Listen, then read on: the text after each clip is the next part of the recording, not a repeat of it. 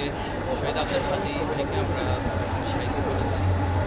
তো আমরা সর্বপ্রথম আল্লাহর কাছে দোয়া করছি আল্লাহ তাআলা আমাদের ভাইকে শাহাদাতের সর্বোচ্চ মর্যাদা দান করুন এবং জান্নাতের মেহমান হিসেবে আল্লাহ তাআলা কবুল করুন।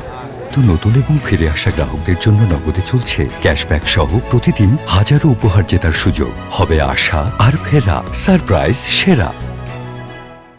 পাশাপাশি আমরা বলবো যারা হাদী ভাইকে হত্যা করেছে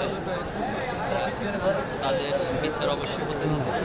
বিশেষ করে আপনারা জানেন যে হত্যাকাণ্ডের পর আজকে অনেক দিন পার হয়ে গিয়েছে, কিন্তু দুঃখজনক হলেও সত্য যে এখনো পর্যন্ত উল্লেখযোগ্য কাউকে গ্রেপ্তার করতে পারেনি এবং তারা ভারতে পালিয়ে যাওয়ার একটা নাটকীয়তা আমরা লক্ষ্য করছি। বিভিন্নজন বিভিন্ন বয়ান হাজির করছে, কিন্তু প্রশাসনের পক্ষ থেকে কোনো স্পষ্ট কোনো মেসেজ দেওয়া হয়নি। এটা আমাদের জন্য দুঃখজনক। বাংলাদেশের মতো একটি স্বাধীন সার্বভৌম রাষ্ট্রে একজন হত্যাকারী দিবালোকের মতো বাংলাদেশের রাজধানীতে এভাবে গুলি করে তিনি পালিয়ে যাচ্ছেন, ওনাকে এখন পর্যন্ত গ্রেপ্তার করতে পারেনি। আমরা জোর দাবি জানাচ্ছি এবং পরিবারও এটি জোরভাবে দাবি জানিয়েছে, সারা দেশের মানুষই দাবি জানিয়েছে যে হত্যাকারীদেরকে চিহ্নিত করে দ্রুত গ্রেপ্তার করা এবং দৃষ্টান্তমূলক শাস্তির আওতায় নিয়ে আসা।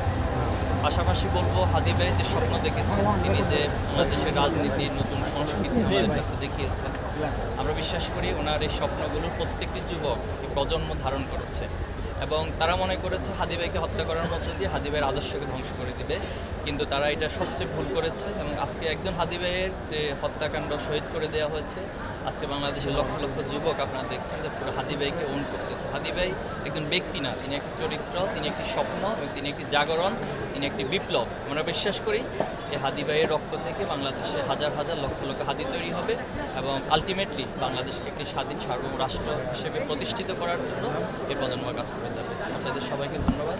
আমরা ওনার পরিবারের জন্য দোয়া করতে চাই। ওনার পরিবার আপনারা জানেন একটি সন্তান 5 মাস বয়স, আমরা তাদের জন্য দোয়া করি আল্লাহ তাআলা তাদেরকে সবরে জামিন দান করুক। ওনার বাবা মা থেকে শুরু করে পরিবারের প্রত্যেক সদস্য আল্লাহ তাআলা তৌফিক দান করেন। আমিন।